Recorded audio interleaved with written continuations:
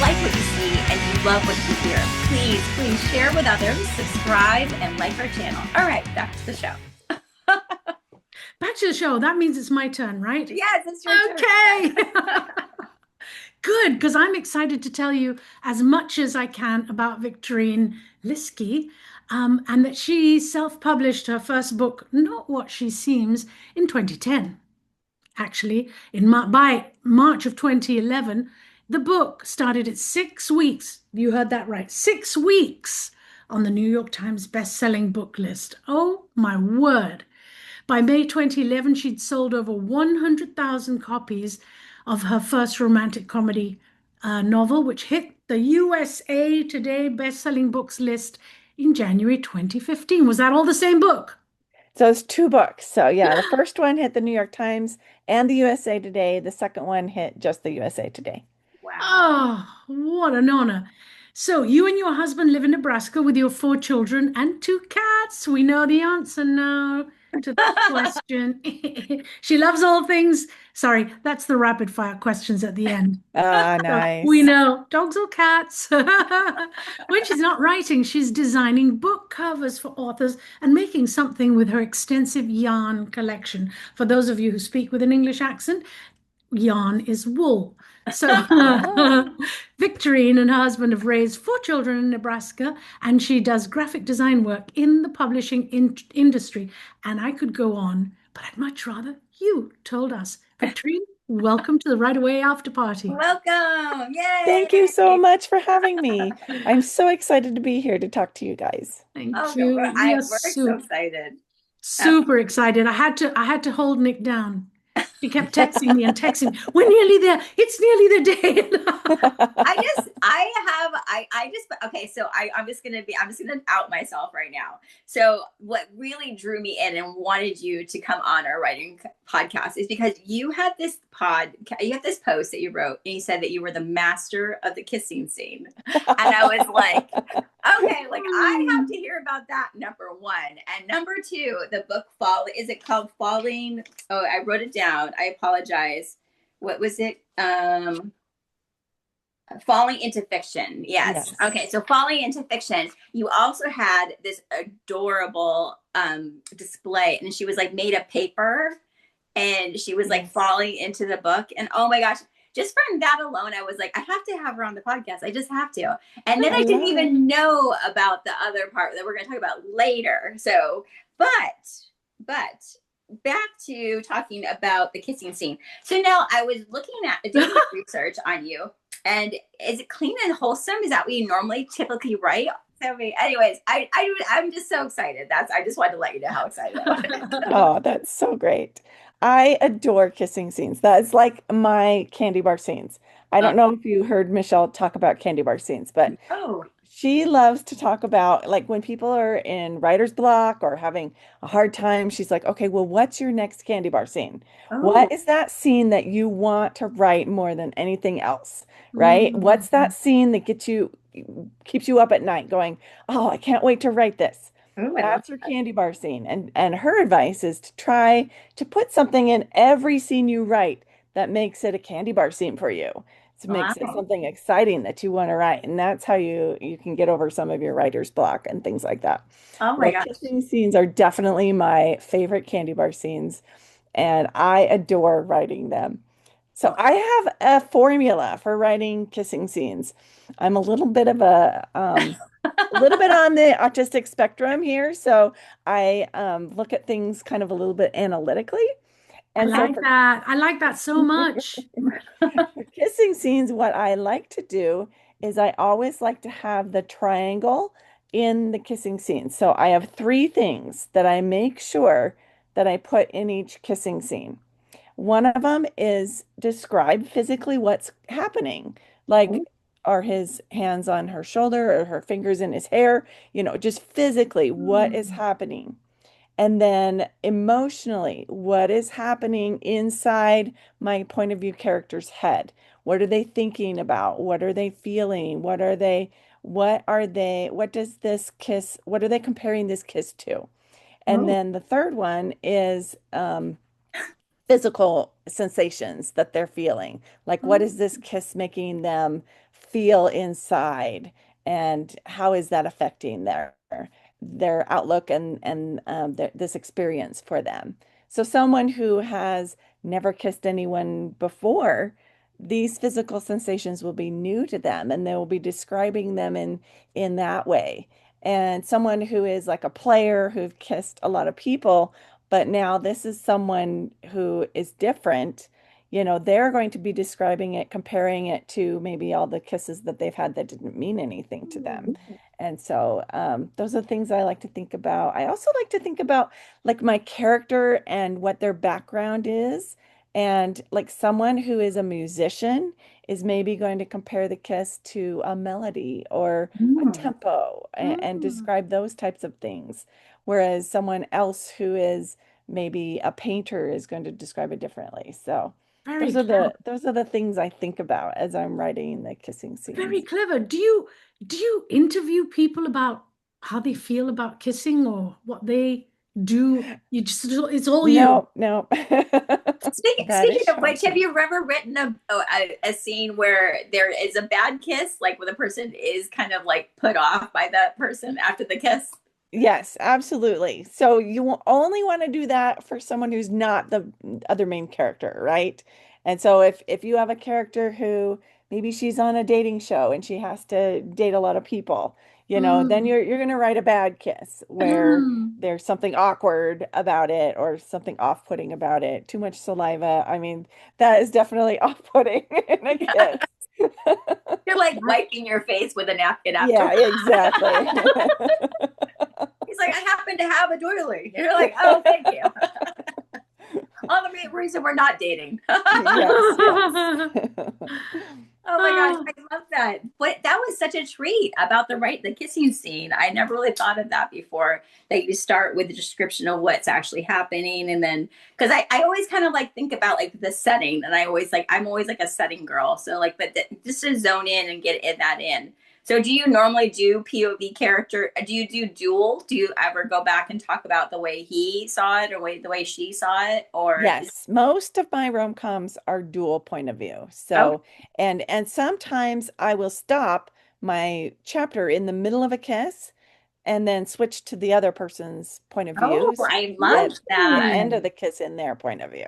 Oh, I love Nice. that. Oh, that's so amazing. That's a real cliffhanger. Yeah, Yeah, that's exactly. really good. I love that. That is amazing. Okay, so now, okay, look, can we talk about the book that made me fall in love with this whole thing was falling into fiction? So this book, it takes place with the character. I haven't gotten through it yet, so I don't want any spoilers. But so I'm just enthralled with the idea. So where did you come up with this idea? I know that's a taboo question for writers, but like I'm just Oh, so no, that's fascinated fine. by this. That's fine. I have had the idea for a long time for it stemmed from an idea for a writer who sees her own main character in the real world. And Hmm. she's like shocked that she sees exactly what she described as a character in the real world. And so I played around with that, but I couldn't make the plot of that scenario work Mm. because that idea kind of was like, okay, well, the whole book you're not sure. Is it really him? Or is it just someone who looks like what she, described in her Mm. book? And I couldn't make that work for a romance. But I thought, okay, well, what if I take her and she actually falls into her romance world and then she has to figure out how to get out, you know, um, and she falls in love with one of our characters and how is this going to, work once she goes back to her real world and questions like that. And that's kind of what spurred it and then the book just really wrote itself. It was super fun to write. Wow, and it looks like it's doing fabulous too. I love the pop of pink on the cover, and so you do the cover designs as well. Is that Yes, what I I do. read?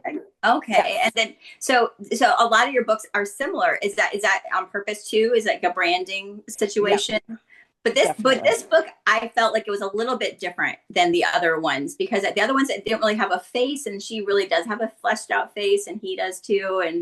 And so was that purposeful as well? Like, did you pick Yes. that? Okay. And why did you make those choices? I'm interested to know why those So choices. all the other ones that are faceless, that was kind of the trend when I wrote those and published those. And I've seen the trends kind of shift more towards giving your characters faces on the covers. And so that's what I have done with the newest series here with the Falling into Fiction. Yeah, that was something that was really fascinating too. And I was reading about, how you handle your process and everything that you write to market. Like, and I Yes. thought that was so interesting because, like, as a writer, our agents and everything always tell us don't follow the trends, don't work towards trends. But you're a published writer, you're a self-published author, so that you probably want to follow the market because that is where you're at right now. So your books are going to come out a lot faster and you want to Yes. stay. And so, can you talk about that? What writing to market means? Sure, sure. I have a whole class on writing to market that I teach at conferences. Oh, And wow. one of the things that people misunderstand about writing to market, they think writing to market is like a formula and a box, and you have to, put it in a box. But writing to market is actually just studying what people are really craving for in their books that they're buying Mm. and putting some of that in your own work, right? And finding the parameters around a genre or a trope and figuring out why people like that genre and why people like that trope, and then putting that in your own book, but twisting it and putting it in your own way, right? So some people are like, well, I could never write to market because that's so boring. Well, What? if you're writing a boring book, then no one's going to want to read it and you're not writing to market. I don't know how it could be boring. I mean, we just talked about that people love it, so why would it be Yes. boring? Yes, absolutely not boring. It's not formulaic. Other than a story is formulaic, right? A Yeah. story has a beginning, a middle, and an end, and an arc, and all this stuff. So you have to write within those parameters. But you also need to put characters in that people can really relate to and they Yes. gravitate towards, and it really makes people want to read it. So yeah, writing to market's all about figuring out what people want and giving them what they want. So how long does it take you, that process, since you are self-published, from the moment you decide I'm going to write to market on this topic to the book being done? Because you do the cover and everything. Yes. So luckily, I read heavily in my genre. And because I love sweet romance and I love rom-com, so I read them all the time. So that's what you really need to be doing if you're going to write to market. You need to read in whatever genre you're going to write in. And so I often will tell people if you've never read a thriller, I don't know how you're going to be, right in that genre because you don't know, what people want in that Yeah. genre. So definitely if you're interested in writing in a genre, read it. First, make Hmm. sure you like that genre. And then get to know what readers really love about that genre and immerse yourself in that. So I tell people read at least 10 books that are selling well in that genre. Hmm. And I would suggest reading indie published books that are selling well in that genre because if you're going to be indie published, you need to know, apples to apples, what people want as an indie author. Yeah. I love that. And yeah. So it takes you what, a year? So for me, Yes. it used to take a year per book for me. So my first book took 4 years, and then I learned a lot with that. And then my next, probably 10 books took probably a year to 9 months to write and publish. Wow. But after that, I really got a lot faster because I realized I'm limiting myself. Because the reason it took a year was because I was in a critique group and my goal was to have a chapter written for my critique group every week. Well, I realized that I was writing that chapter the morning that it was due that night, right? And so I realized, you know what? I can write a chapter in a day. Yeah. Why am I waiting and writing one chapter a week? I can write a chapter every day. And so once I broke out of that mentality of I need to write one chapter a week, my stuff got a lot faster. So I usually publish 3 to 4 books a year now. Wow. Okay. Wow. Time's up. I think that, oh, is it really? Oh no, I had so many more You see, questions. I'm such a party pooper. Oh no. Okay, well, what are we going to do? We are going to have to come back with part 2. For sure. There's so many questions. I have so many. That opened a can of worms for me. I like want to explore. Lovely worms. Sour candy worms, not the gross ones. All right, so come back, writer friends, and we will talk with Victorine some more, and we'll discuss all of the topics. Okay. All of the things, yes. We'll get to all of the things. All of the things, yes. All right, come back for part 2. All right.